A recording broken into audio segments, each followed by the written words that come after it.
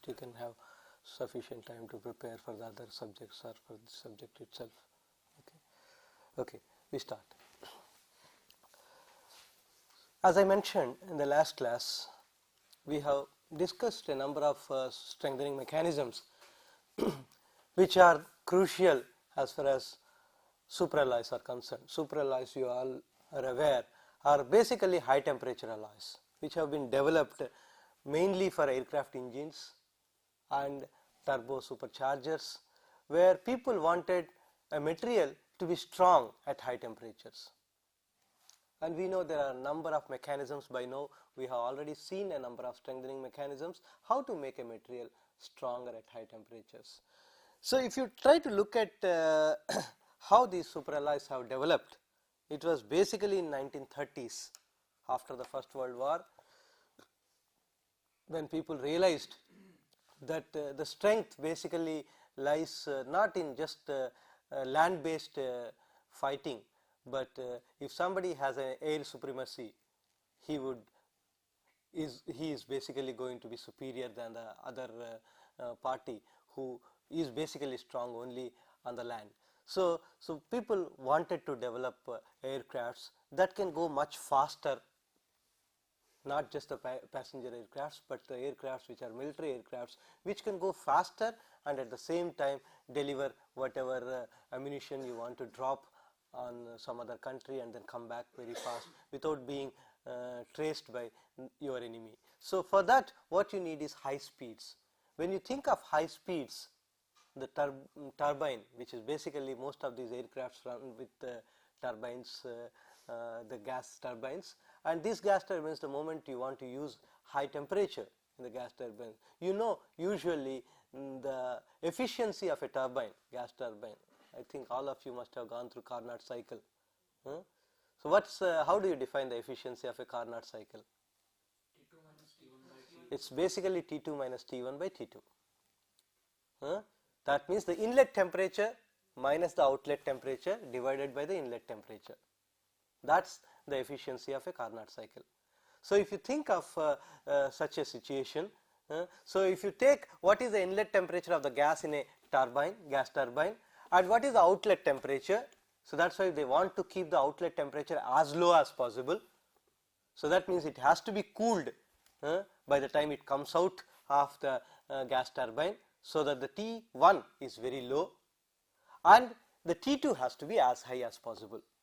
So that's when you can achieve, in principle, if you want to achieve 100% efficiency, T1 has to be 0. If T1 is 0, then T2 minus T1 by T2 will become equivalent to 1. So that's what is the best, most efficient Carnot cycle for you. But it is more or less next to impossible to have T1 as 0, because thinking of gases which are coming in at very high temperatures of the order of 800, 900 degrees centigrade, or sometimes even people nowadays use even 1000, 1100 degrees centigrade.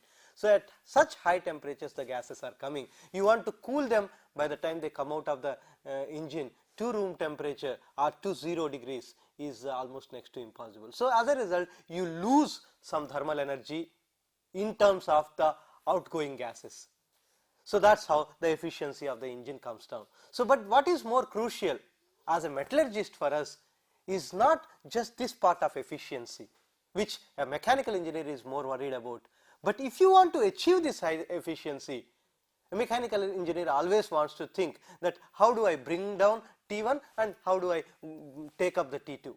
If you want to take up the T2, he has no problem, he will put more efficient fuels which have high calorific value and then create a higher energy and then try to inlet those gases at very high energies into the gas turbines. But the problem lies there, because if you are introducing gases at very high energy, the gas turbine material that we are going to use should be able to take up those high temperatures instead of failing at those temperatures. And we all know that metals in general lose their strength as we take to higher and higher temperature. The yield strength of a material keeps on decreasing as we go to higher and higher temperature. So how do we really make materials which are metallic still? We don't want to still use ceramics. We know ceramics can handle much higher temperatures, but the ceramics making a gas turbine blades or gas turbine nozzles, particularly they have very low thermal shock resistance. Most of the ceramics have very low thermal shock resistance, they are brittle. So, because of which we cannot really form them into a particular shape of interest and then retain them without breaking because of the thermal shocks that are involved, because the gas comes at high temperature and goes out at low temperature. So, because of which there are temperature differences that are involved, and because of which we do not want to use ceramics. So, if the ceramics are not there, obviously polymers cannot be used because polymers still have low temperature capabilities. The only thing that is left out for us is metals. So, which kind of metals we should use to be able to be stable at these high temperatures? That is when in 1930s people have come out with what are these called super alloys. They started calling them as super alloys because they behave really like a Superman at very high temperatures. They being able to be strong enough without failing, without being very ductile, and having very high creep resistance, because we all know at high temperature the deformation mechanism is creep. So, we want materials which have very high creep resistance. That is where three classes of superalloys people have developed.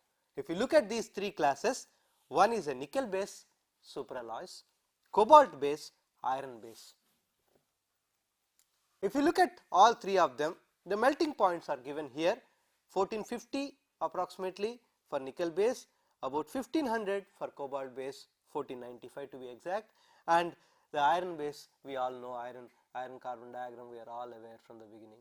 So, it is about 1535 or 1537, approximately around 1535. So, if you look at all these three, they are all high melting when we compare with a typical aluminum based alloys that we have discussed so far. So, definitely these are high temperature alloys, but at the same time not as high as a tungsten or molybdenum. You may ask me, why can't we use tungsten or molybdenum? They have much higher melting points, but we tend to use these low melting in comparison to tungsten. Definitely a nickel is much low melting, because tungsten, what is the melting point? 3400 approximately. He knows it exactly because he works on that. So, what is it exactly? 3420. 3420.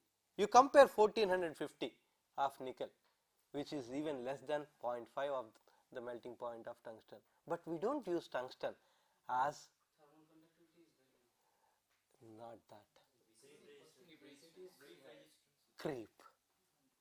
Basically, somebody has answered this question, the structure, that is crucial when you want to use it for high temperature applications. So, the common thread between all these three, if you carefully observe, the common thread is all of them have FCC at some temperature. They are not completely FCC at all temperatures. If you carefully observe, nickel is definitely FCC at all temperatures. It melts as an FCC phase, starting from room temperature up to melting point. It has no allotropic transition, excepting in that in recent years people who have been working on nanomaterials, they start seeing that once you take nickel into nanocrystalline state, it changes its structure from FCC to HCP. A number of people have shown, and in addition, if you put high pressures, under high pressures there is a possibility of FCC nickel changing into HCP nickel, because phase diagrams change once you incorporate pressure into it, because we most of the time when we talk of phase diagrams, they are all at atmospheric pressure. We do not bring in the third dimension, which is the pressure. So, because we know the free energies is controlled by temperature, pressure and composition, whereas in most of the phase diagrams that we deal with, we take what are called condensed phase diagrams, where the pressure is at atmospheric pressure. So, if you increase the pressure, there is a possibility of nickel going to HCP, but that is not of importance to us, because most of our work is related to atmospheric pressure. So, forgetting that particular special cases where FCC changes to HCP, otherwise nickel is FCC. Then come to cobalt. Cobalt is, what is its structure at room temperature? Cobalt is hexagonal, HCP at room temperature, and changes to FCC about 450 degrees centigrade. So it's again FCC at high temperature and melts as an FCC phase. And take again iron, about 450. 450 is the transition temperature. To be exactly, I think it's about 451. So at high temperature we have basically again an FCC phase there. Then look at again iron. Iron is basically a BCC at room temperature, and we know it transforms to gamma phase FCC at what temperature? 910 degrees. And this FCC phase is again stable up to 1400, and at which it again transforms to the BCC. So there is a range of temperature 910 to 1400 where we know FCC is very stable. And in addition, we also know that one can add alloying elements which can increase this temperature range of stability of gamma. We call gamma stabilizers. As a metallurgist who have seen in the iron carbon diagram in detail for all these years, you must have gone through all these gamma stabilizers, manganese, nickel, carbon. So there are a number of such gamma stabilizers. So which can decrease what is called the A3 temperature and increase the A4 temperature, which is what defines the temperature range between the A3 and A4, and hence the stability of the austenite.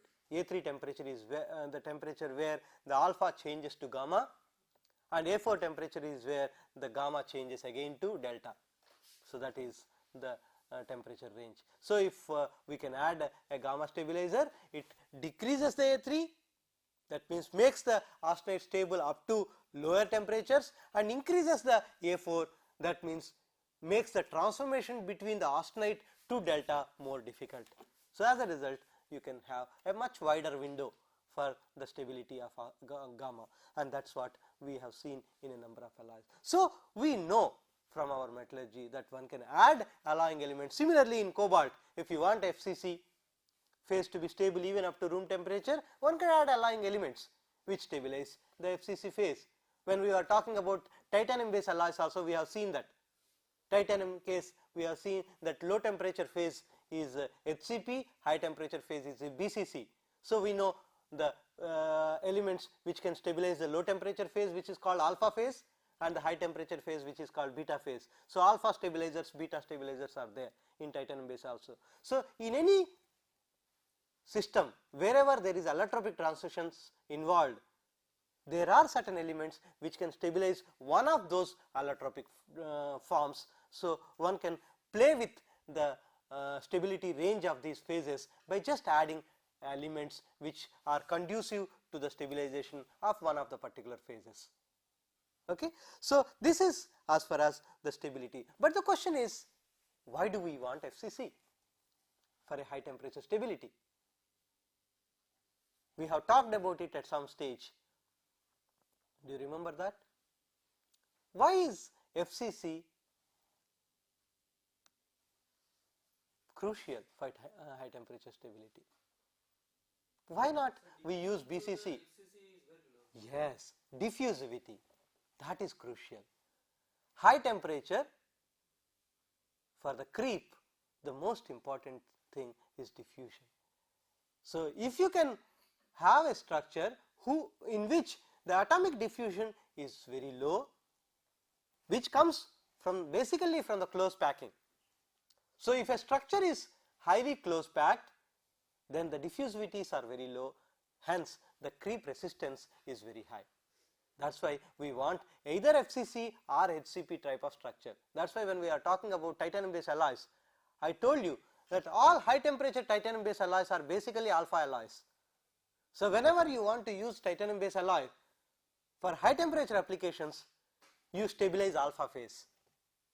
Though we know that alpha phase there in titanium based alloys is HCP and its formability is poor, but still if you want to use for high temperature applications, you use only alpha base alloys. If you want more formability, then you stabilize beta phase, because there the beta phase is BCC. BCC has more number of slip systems than the HCP. So as a result, beta phase is more formable than the HCP. So that's where you can see, even in titanium based alloys, we are trying to stabilize the close packed structure for high temperature applications. Exactly here the same thing holds good, that because the FCC is more close packed, it has high temperature strength. So that's why most of the efforts have been towards that, and that answers our questions which we have put before, that why tungsten, why not tungsten and molybdenum, why only nickel, cobalt and iron. This is basically because of that. Tungsten, molybdenum, vanadium, niobium, all these elements, even for that matter titanium, okay, we do not use titanium based alloys to a temperature level to which we use these super alloys. Definitely titanium based alloys are inferior to these three super alloys that we are talking about as far as their high temperature capabilities are concerned. But at the same time, you will have, if you consider probably the strength versus the density levels, probably titanium based alloys come more or less on par, where density becomes very important, because density of titanium is almost half of all these densities, because nickel, cobalt, iron, all of them are in the range of 8 to 8.5 densities, because we know iron is about 7.8, nickel is about 8.2, cobalt is about 8.3. So they are all around 8. So they are heavy metals. This is one thing one has to remember, but at the same time one has to give up something in order to gain something. So that's what we are trying to do here. So titanium, even though its density is 4.5, we cannot use titanium at high temperatures, because its HCP structure is still not as good as the FCC. FCC is a more or less isotropically close packed. One has to remember that. Hexagonal structure, if you see, basically you have two close packed planes, and then you have a C axis which separates these two close packed basal planes. So one has to remember that. We will come to what are called topologically close packed structures a little later, which are very similar to this type of structures. So the initial alloys are basically these two, which are called mnemonics. Even now people use mnemonics for high temperature elements, in heating elements, this kind of structures, where it is the composition is more or less mnemonic 75, mnemonic 80, where about 75% nickel and about 25% of chromium, and 80% nickel and 25% of chromium is what constitutes a mnemonic 75 or mnemonic 80, which are what are the standard heating elements which people use it for high temperature applications, where people add a small amount of aluminum and titanium to give some precipitation of Ni3Al Ti type of precipitates, which give you strengthening. So this is what is basically the originally developed superalloys. Later a number of other superalloys have been developed, which can be classified again, as I told you, as three classes. We will start with the first class. What is that class? That is the nickel based superalloys. Nickel based superalloys, as you can see, are basically they get their strength because of three things. One, the matrix, which is what we call the gamma phase nickel, and the gamma prime precipitates, the precipitation strengthening, and in addition some carbides, and finally I did not add here, you also have what are called dispersoids.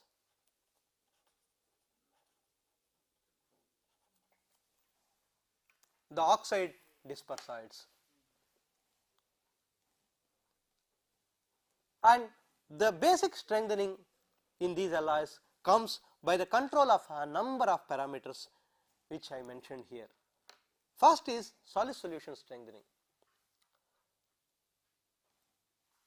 That means we have to strengthen the matrix by adding alloying elements which give you proper strengthening to the gamma phase. So, one has to strengthen the matrix.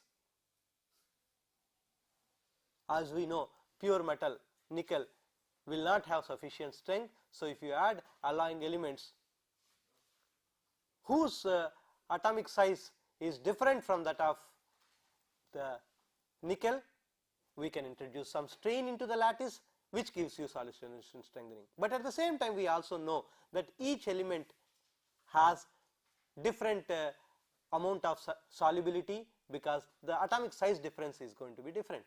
So, one has to consider what is the solubility that is possible of various elements into it, and then add these elements to such an extent that they give you strengthening. And we know that the strengthening that you achieve is directly proportional to, yes, it is the size difference, which is what we call the delta, which is called size mismatch. So, the strengthening that is going to be achieved, the incremental strengthening that we are going to achieve is going to be proportional to the size factor. So, the larger the size factor, the larger the strengthening. But at the same time, the other factor is also, which is important, which is what Ravindra has mentioned, is that the amount of solute that you are going to add. The size factor is going to decide what the amount of strengthening that you are going to achieve for 1% of addition of the solute, and the amount of the solute that we are going to add is also going to increase the strengthening. But at the same time, we also know that the solubility is indirectly proportional to the size factor, isn't it? So, if the size factor is very large, then the solubility is going to be low. So, one has to play with this. So, as a result, if you are going to add an element with high size factor, that means large atomic size difference with respect to nickel, then its solubility is going to be very low.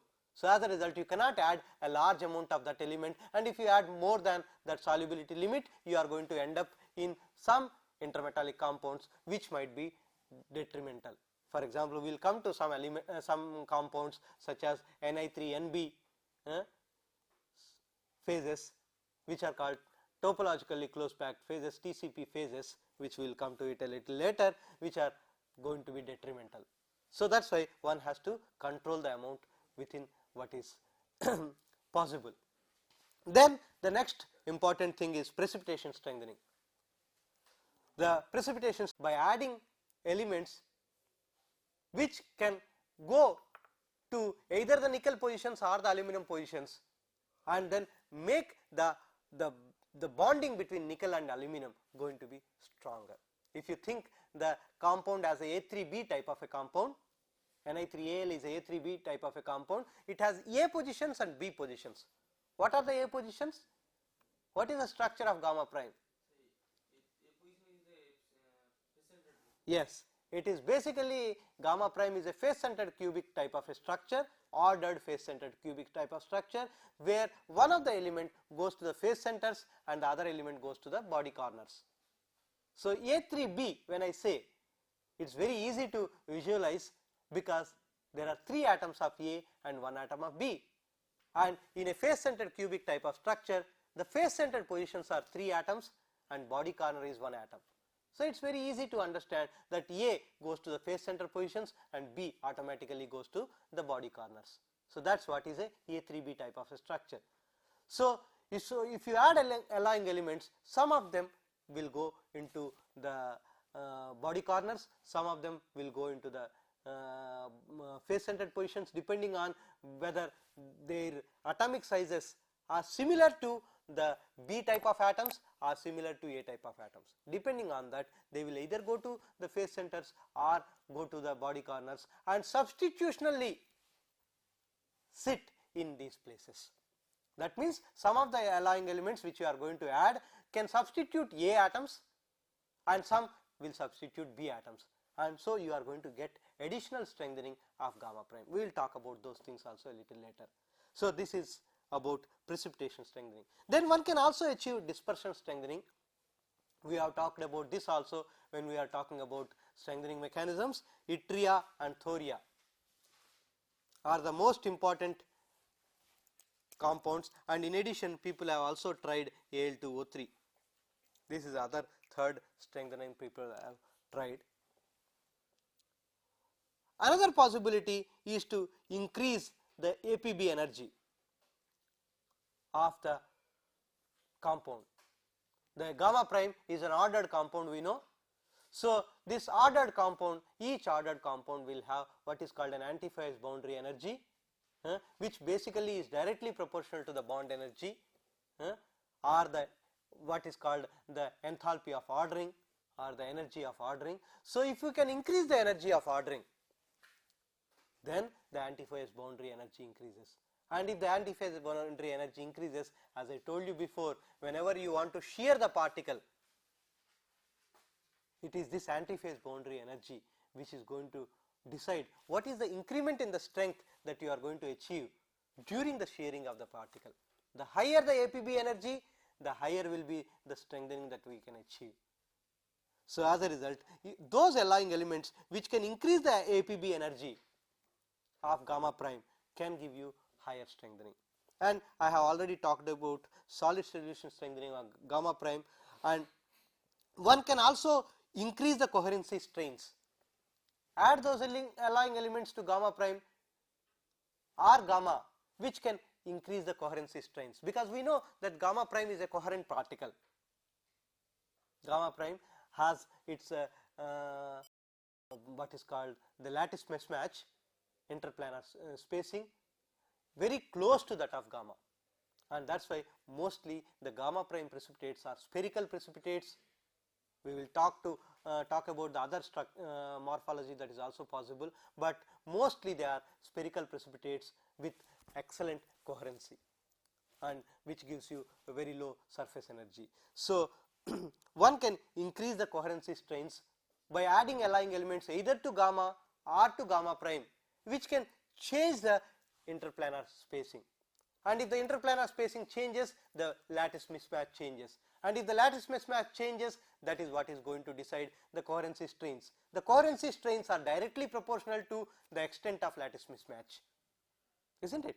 So if the coherency strains are going to increase, then the resistance for the dislocation movement is going to increase. So if you want to achieve additional strengthening, we can achieve it by increasing the coherency strains. So that is going to be achieved by varying the delta A, or the delta A means the what is called lattice parameter. So the lattice parameter difference of the two structures gamma and gamma prime, if we can increase this delta A, the difference between the two lattice parameters, we can achieve higher coherency strains. But this is crucial only at low temperatures. Obviously at high temperatures the strain gets relaxed very easily. We have lattice expansions taking place, and because of which the strain gets recovered very easily. So at high temperatures the coherency strains do not really give us the strengthening, because at high temperatures even precipitate coarsening also occurs, because of which the coherency strains are lost. So the coherent precipitate becomes a semi-coherent precipitate, and then tries to become even an incoherent precipitate if the mismatch is very large. Unfortunately or fortunately for us, okay, I should say more fortunately, the gamma prime, the strain mismatch never goes to such a level that you get incoherent precipitates. So you will never achieve incoherent precipitates in case of gamma prime kind of a combination. So always you are either coherent or semi-coherent, so you will not really lose the strengthening too much. This is one aspect. So and then other aspect, as I told you, at high temperatures is how to decrease the coarsening rate. This is crucial, and we have talked about this earlier, how to decrease the coarsening rate. We will also come to it a little later. So this is another crucial design aspect. And then finally, one more aspect which is very crucial is how to minimize the unwanted phases, which are called topologically close packed structures. These topologically close packed structures are structures which have close packed planes, atomic planes, separated by large atoms. So you have like a hexagonal kind of a structure with two basal planes separated by each other by a large distance, and such structures are such as eta phase, which are Ni3Ti, sigma phase, and Ni3Nb, which is called gamma double prime phase, which is a ordered BCC structure. All these phases are structures which are not like the gamma prime. Gamma prime is basically what we call geometrically close packed. It is close packed in all the directions. Gamma prime is basically an FCC type of a structure. Any direction you look at it, it is close packed. Whereas hexagonal close packed direction structures are not close packed in the C axis. So these are what are called topologically close packed. They have certain close packing in certain planes, but not in the directions perpendicular to the plane. They don't have close packing, and such structures are not really wanted structures at high temperatures. So that's why we want to avoid this. So do not add high amounts of elements which can form this kind of phases. So for example, if we add a large amount of titanium or niobium, we are going to end up in Ni3Ti or Ni3Nb, which is not going to be useful for us, or in fact they are going to be brittle and they are going to reduce your strengthening of your alloy. So another thing is the formation of carbides. People also achieve strengthening because of carbides, but one aspect one has to control is how to control carbides at the grain boundaries, because usually the tendency of the carbides is to form at the grain boundaries, because grain boundaries are the regions where carbon can easily segregate and then form carbides very easily at the grain boundaries and making the grain boundaries brittle. And that's why the people also add, we will come to them, also add what are called elements which can segregate to the grain boundaries and increase the strengthening that you can achieve, which is called increasing the cohesion at the grain boundaries. We will talk about those elements which go to the grain boundaries. Then finally, controlling the thickness versus grain size ratio. If you are talking of a turbine blade having a certain thickness, the thickness versus grain size ratio is very crucial. Why?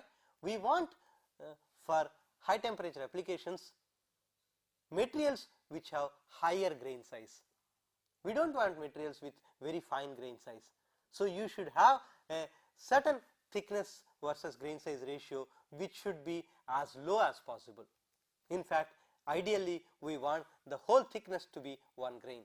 In fact, people are trying to make superalloys, single crystal superalloys. People have also made single crystal GammaPrime. For example, we know that there are some superalloys where the amount of GammaPrime is of the order of almost 70% volume fraction of the GammaPrime. Then people thought, why not make single phase GammaPrime alloys? People have made single crystals of GammaPrime. People have also made single crystals of superalloys. And when people try to make them, they have realized that particularly in case of the GammaPrime, they have realized that there is some problem as far as the strengthening at the grain boundary. So particularly when you have GammaPrime, single phase GammaPrime, people were unable to achieve some formability in them. So because of which they tried to add some boron. Boron goes to the grain boundary of this GammaPrime and then improves the cohesion at the grain boundary, because boron is a very small atom. So very small atoms can easily go to the grain boundary, segregate to the grain boundary and give you some strengthening at the grain boundary. We will talk about that also. These are basically the design criteria as far as nickel based superalloys. Then look at the individual aspects of the nickel based superalloys. If you look at the various phases, gamma. We talked about gamma stabilizers. Which are the gamma stabilizers? Gamma stabilizers are basically the group 5, group 6, group 7 type of elements, which are cobalt, chromium, molybdenum, tungsten, iron type of elements. These are all gamma stabilizers. They go into the gamma and stabilize the gamma and give you strengthening, and the strengthening that you can achieve is given here. The increment in the strength for every 1% of the alloying element that you add increases in this order. Cobalt is very small, because nickel and cobalt, if you look at it, they are next to each other more or less in the periodic table. So as a result, the strengthening that you can achieve is not going to be very large, because the atomic size difference is very small.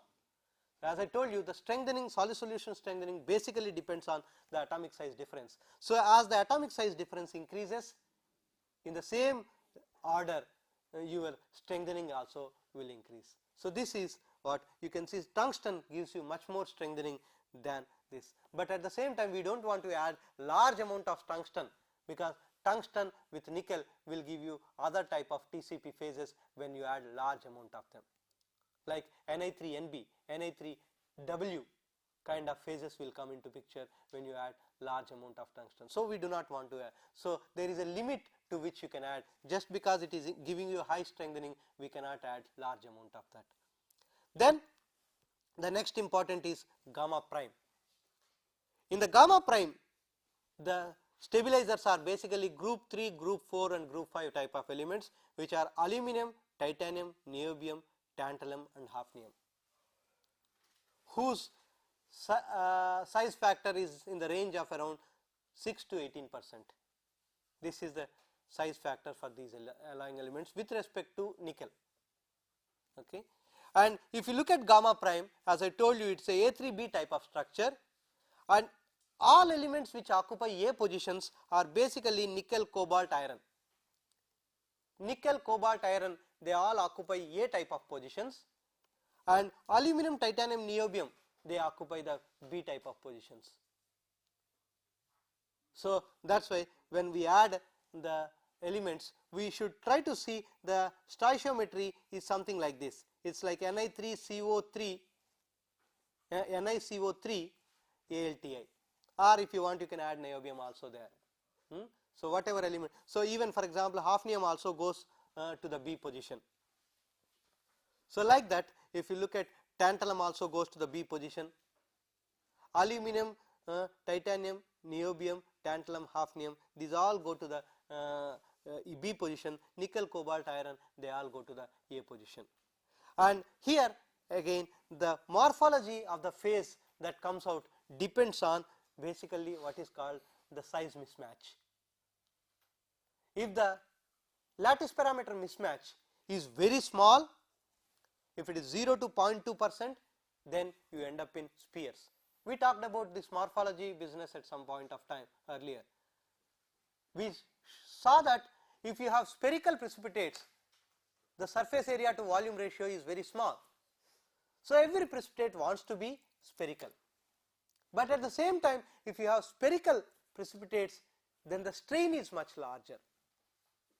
Lattice strain, because the lattice has to maintain coherency. So maintaining coherency is very difficult if you have a spherical particle.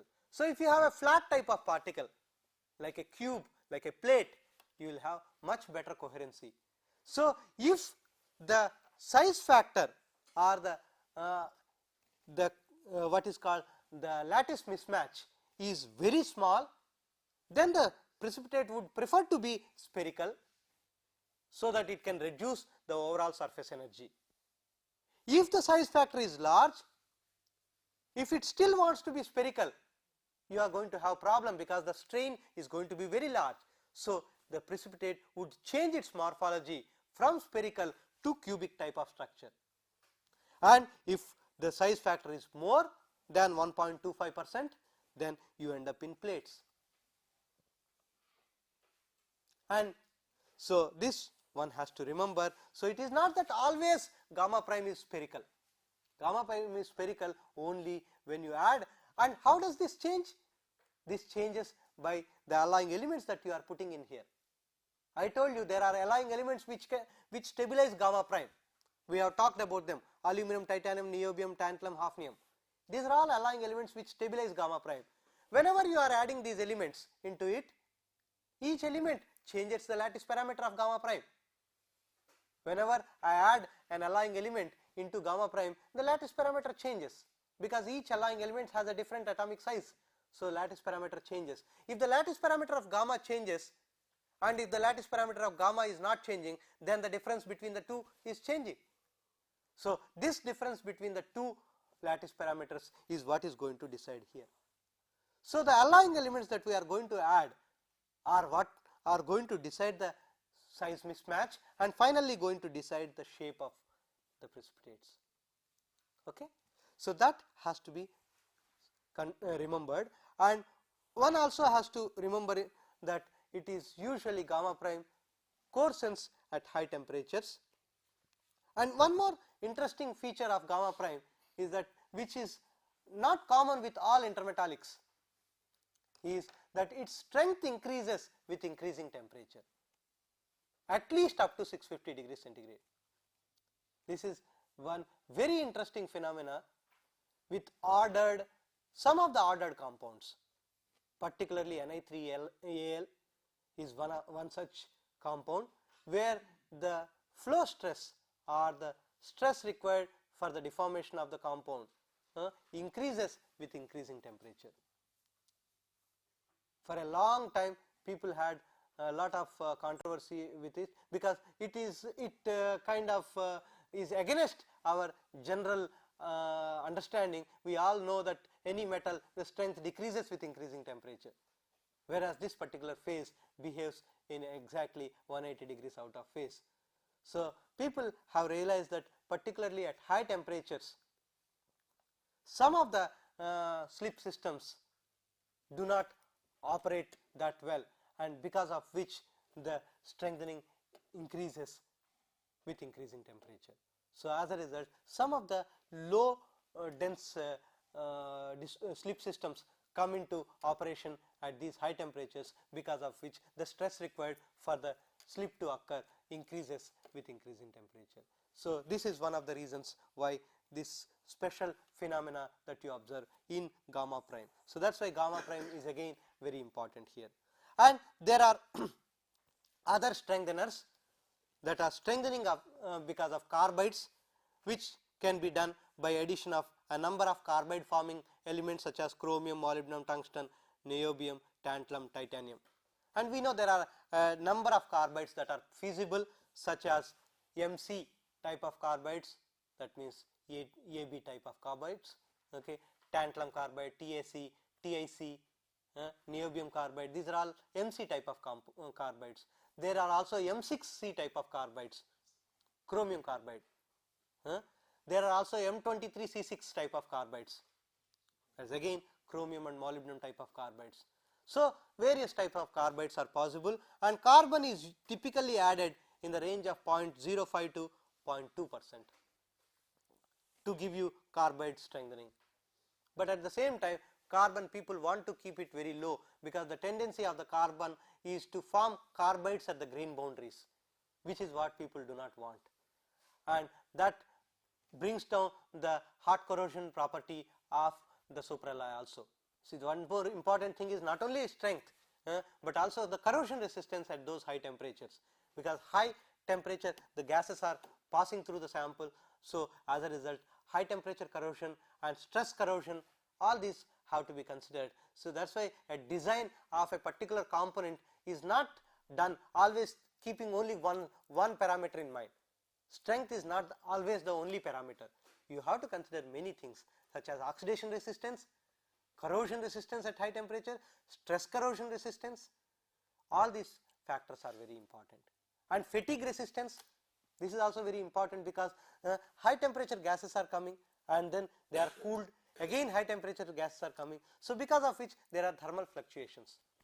Not only thermal fluctuations, the turbine keeps on rotating, because of which you have fatigue on that. So fatigue strength also is very crucial, not just the normal tensile strength. So all these have to be considered. And then the grain boundary strengtheners such as boron, carbon, zirconium, where the size factor is much larger. For example, zirconium is much larger atom, boron and carbon are much smaller atoms with respect to nickel. So these either small atoms or very big atoms, they go to the grain boundaries because grain boundary is more open structure, and once they go to the grain boundaries, they get locked up there and then give you some cohesion at the grain boundaries, so that the grain boundaries are not very weak. Usually grain boundaries are very weak and then give you what is called intergranular cracking, and when you add these elements, the intergranular cracking comes down. And the usual amounts of the elements that are added are about 10 to 20% chromium, about 5 to 10% of aluminum and titanium, and cobalt about 5 to 10%. And another crucial aspect is coarsening. We have talked about it to some extent earlier.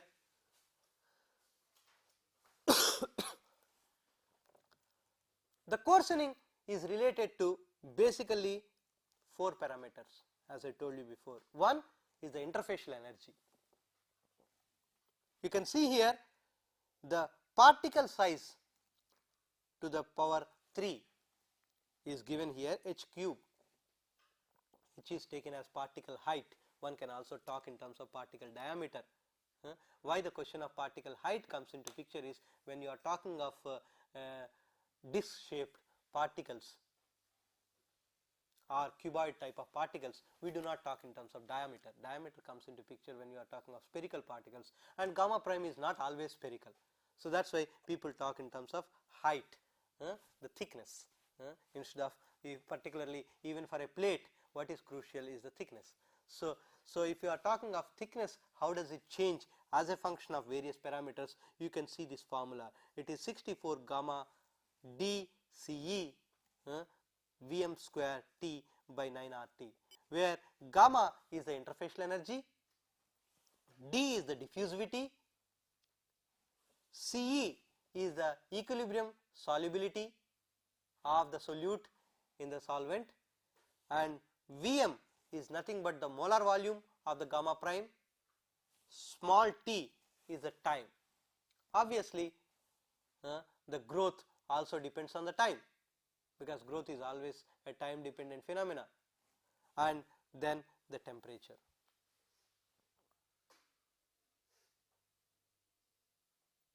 If you see here, the temperature is coming in the denominator.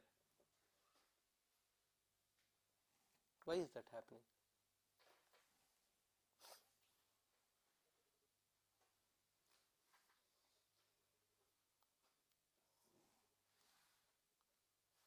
Don't you think that the coarsening should increase with increasing temperature?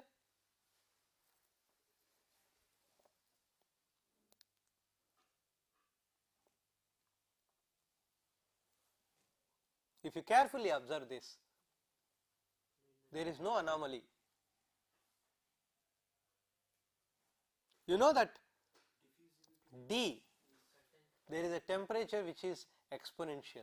This is basically, this formula is basically equivalent to the growth is always can be written as in terms of some pre-exponential term into exponential minus q by RT.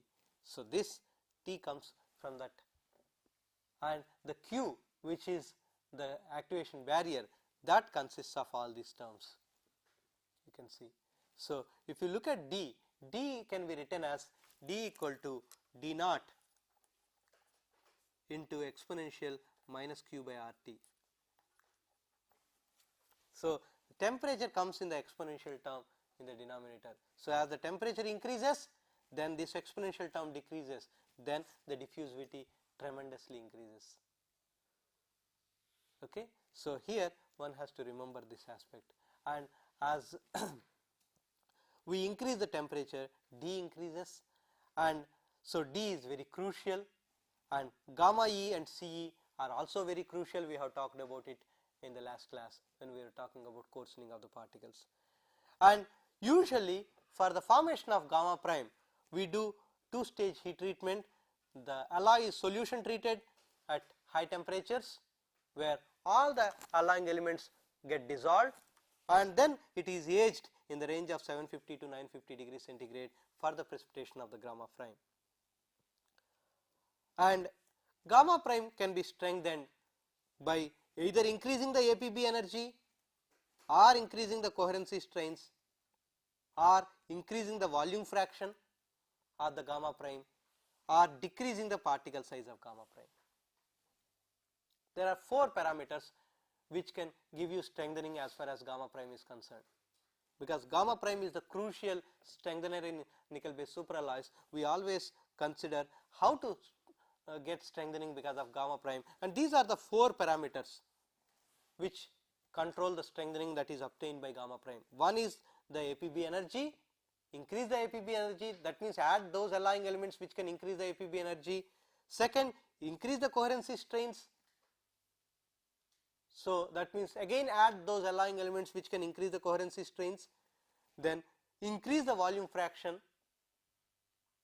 or decrease the particle size. If you increase the volume fraction, what you are going to achieve is you are going to decrease what is called lambda. We have talked about it in the last class. The interparticle distance lambda is what decides the strengthening in case of particle strengthening. So if the lambda is smaller, then you have higher strengthening. And in fact, we have also talked about a Hall-Petch type of relation with the lambda.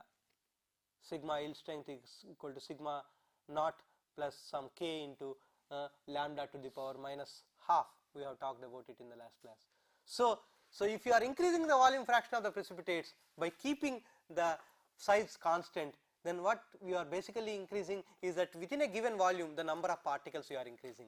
If you are increasing the number of particles within a given volume, what you are doing basically is decreasing the delta.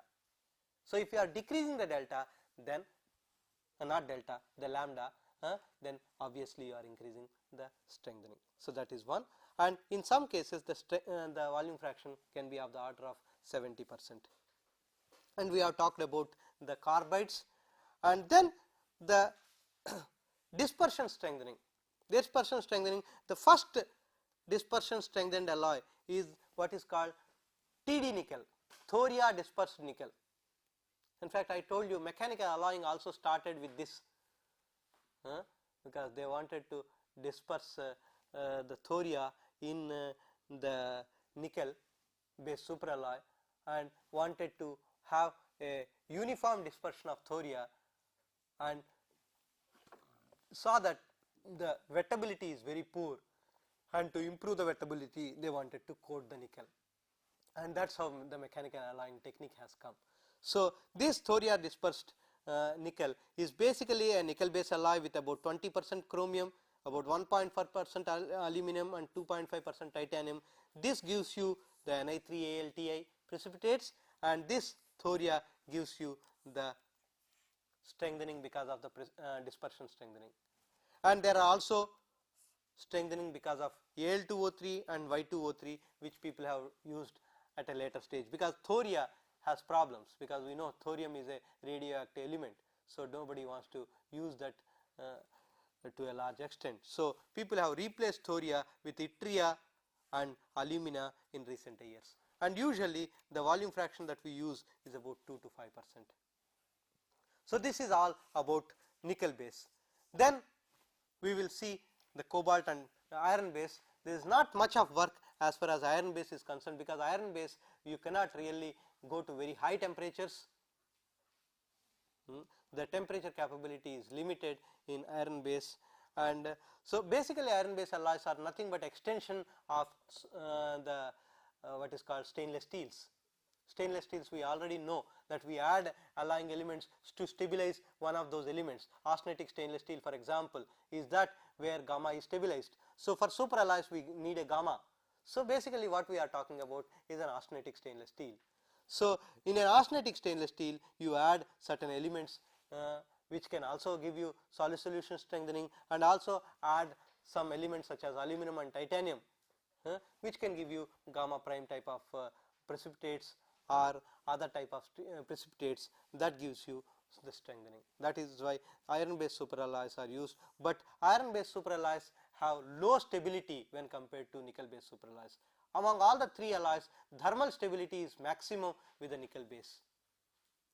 And if you look at hot corrosion resistance, it is best with cobalt base.